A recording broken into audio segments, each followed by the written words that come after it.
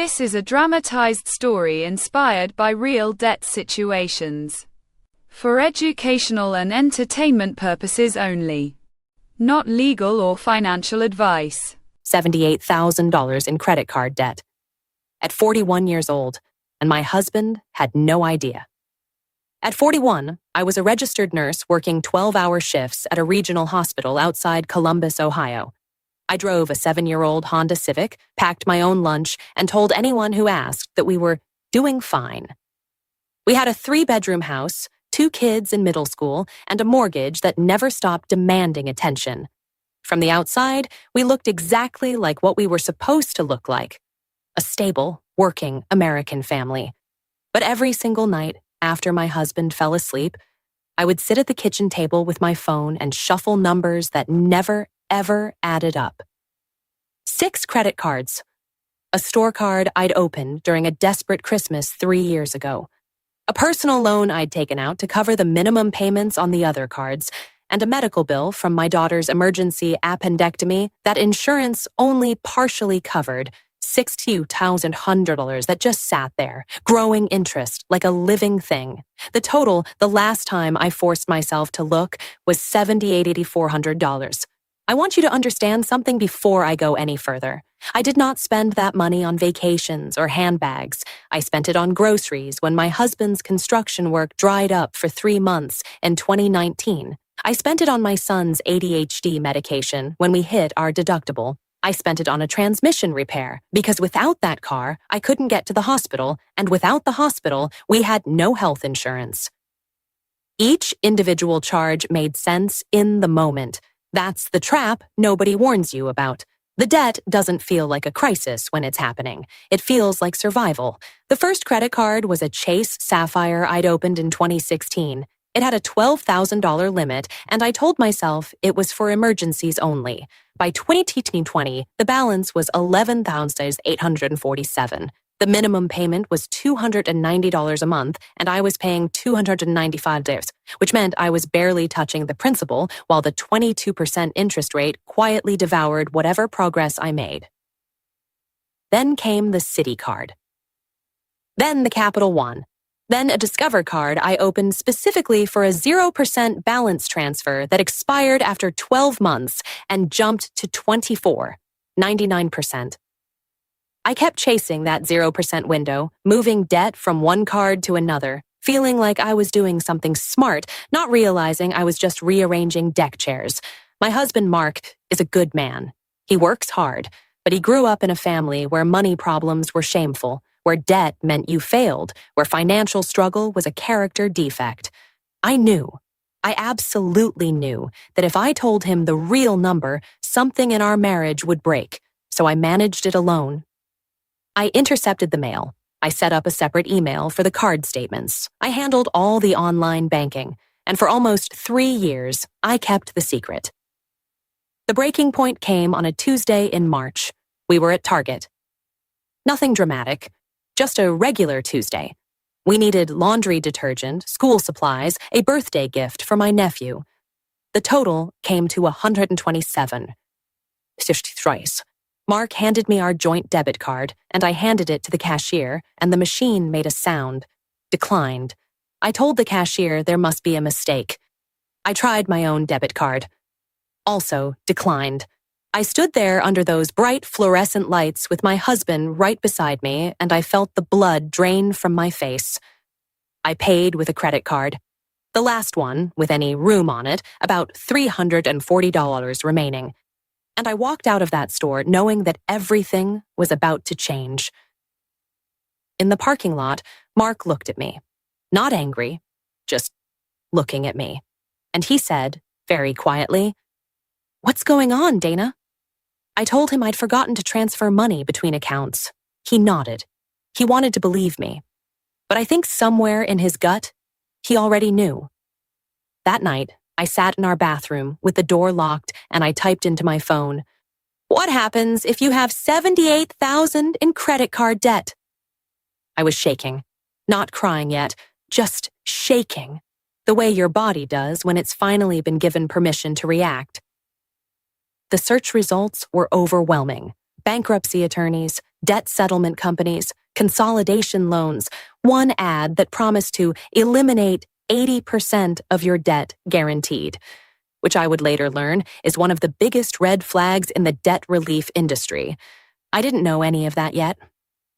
I just sat on the cold tile floor and scrolled. I want to talk for a moment about the wrong turns because I made almost all of them. The first call I made was to a debt settlement company I found through an ad. They sounded confident and professional. They told me they could negotiate my balances down to pennies on the dollar. All I had to do was stop paying my creditors, stop all of them, and funnel that money into a special savings account they controlled. In 3 to 4 years, they'd negotiate lump sum settlements. What they did not lead with, my credit score would be destroyed. Collection agencies would sue me. I could face wage garnishment, and their fees, typically 15 to 25% of the enrolled debt, would come out before my creditors saw a dime. I almost signed the paperwork. I also called my bank about a debt consolidation loan. They pulled my credit, which was already damaged from my utilization rate being above 90%, and offered me a loan at 19. 8% interest. That was barely better than what I already had, and it required my car as collateral. I didn't take it, but I spent 2 weeks convinced it was my only option.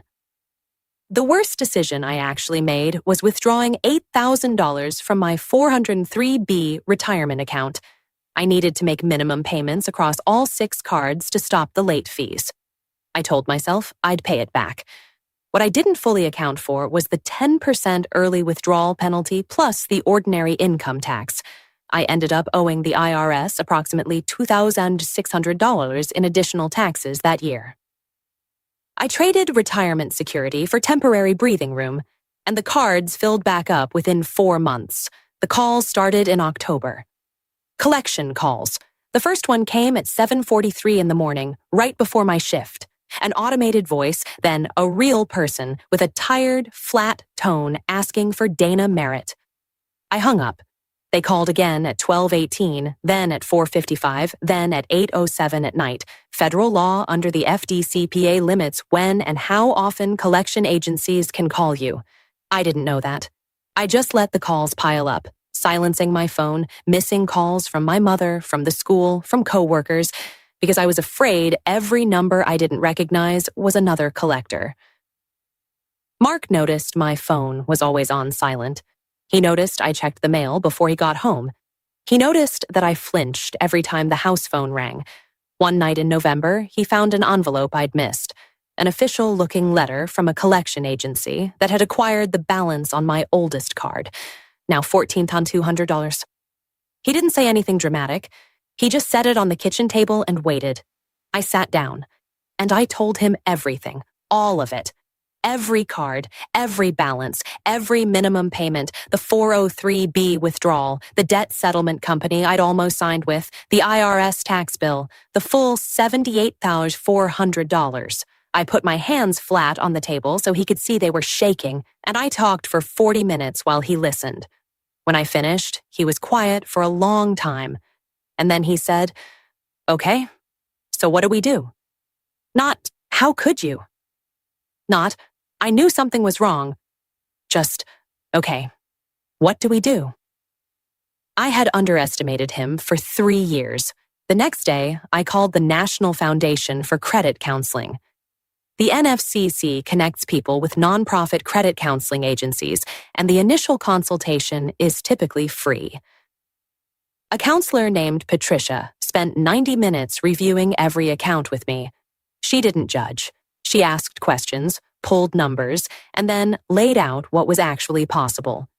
She explained the difference between a debt management plan, debt consolidation, debt settlement, and bankruptcy. And for the first time, I was hearing it from someone who wasn't trying to sell me something. A debt management plan through a nonprofit agency would involve negotiating reduced interest rates with my creditors, often down to 6 to 9%, and consolidating my payments into one monthly amount.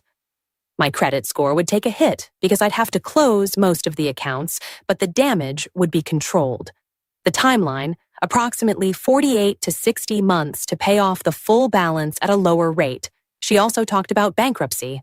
Chapter 7, which is a liquidation bankruptcy, can discharge most unsecured debt like credit cards relatively quickly, typically 3 to 6 months. But it requires passing a means test based on your income, and with my nursing salary, I might not qualify. It also stays on your credit report for 10 years. Chapter 13 is a reorganization bankruptcy. You keep your assets, including your home, but you repay a portion of your debt over 3 to 5 years under a court-approved plan. It stays on your credit report for 7 years. For someone with a mortgage they want to protect, Chapter 13 is often the more protective option. Patricia was clear.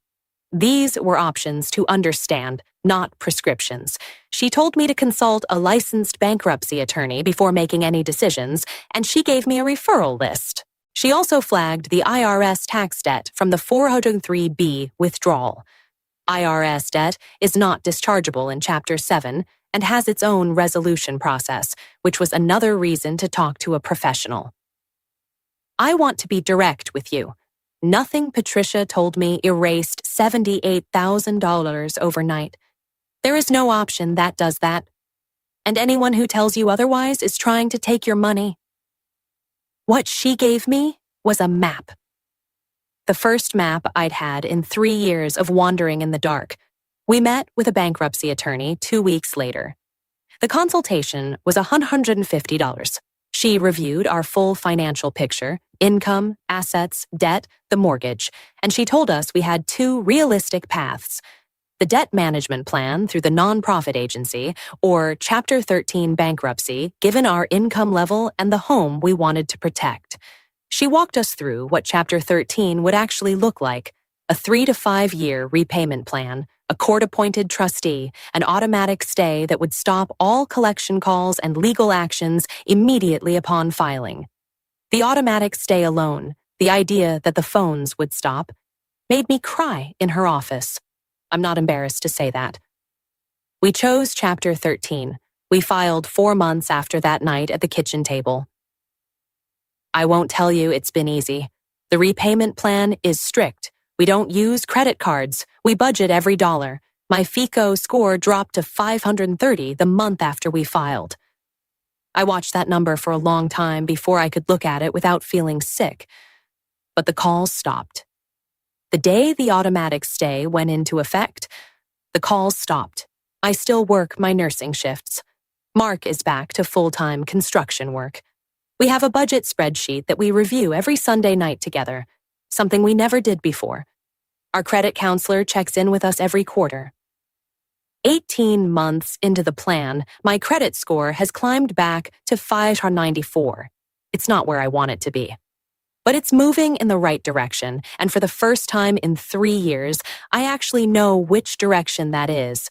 If you are sitting somewhere tonight with a number in your head that you haven't said out loud to anyone, I need you to hear this. The number is not. The secret is what's killing you, not the debt. The debt has solutions. Shame doesn't. Call the NFCC. Get a free consultation with a nonprofit credit counselor. Talk to a bankruptcy attorney before you raid your retirement account or sign anything a debt settlement company sends you. These are not signs that you failed.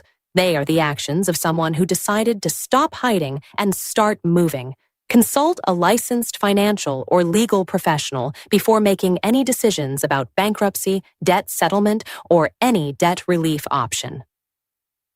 Every situation is different, and what worked in our story may not be right for yours. Get the free debt checklist linked in the description below. It walks you through exactly what to gather before your first credit counseling call. Link is right there, and if this story felt familiar, subscribe, because you should not be navigating this alone.